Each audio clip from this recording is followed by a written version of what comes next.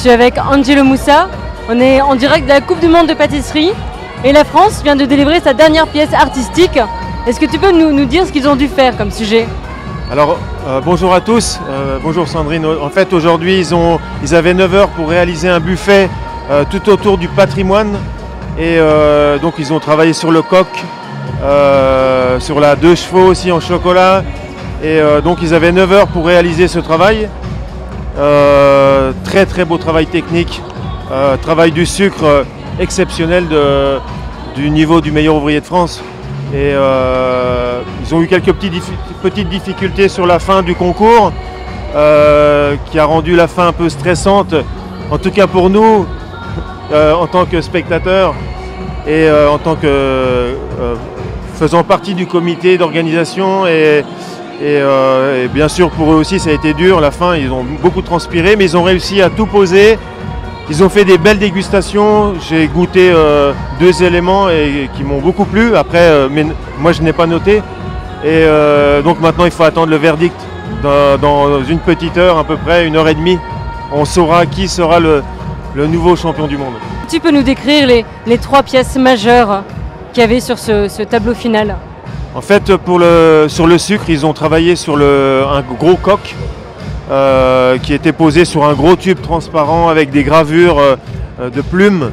Et sur ce gros tube, il y avait un immense coq d'une élégance et d'une technicité, franchement, avec des techniques que je n'ai jamais vues, très novatrices. Et à côté, on avait une petite 2 chevaux en chocolat qui a été sculptée dans le bloc de chocolat qui était imposé, avec d'autres éléments moulés, et une petite fille représentant l'élégance, la France. Et tout autour, il y avait des fleurs en pastillage et en chocolat. Et puis voilà les éléments principaux qui ont été réalisés. Il y a aussi j'ai oublié, le petit bloc de glace sculptée qui représente un petit avion tout en finesse, et ce qui n'est pas facile en glace sculptée. Fort durant la compétition pour l'équipe de France? Il y a eu pas qu'un seul temps fort, il y a eu pas mal de moments forts où ils ont fait des éléments techniques assez peu connus. Il y a eu des moments forts aussi dans la dynamique. À la fin, Jérémy, il a pris tous ses coéquipiers dans les bras, ils ont crié. C'est magique, c'est très émouvant. Très émouvant.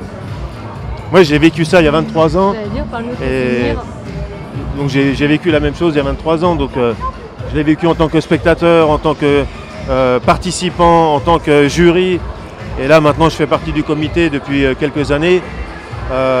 J'avoue que c'est un des plus beaux concours qui existent, mondial, et si ce n'est le plus beau, et il y a toujours une ambiance incroyable, vous pouvez entendre, hein, c'est incroyable, et puis donc maintenant il y a beaucoup de suspense jusqu'à la délibération. Et on se donne rendez-vous pour les résultats à 18 h ici même.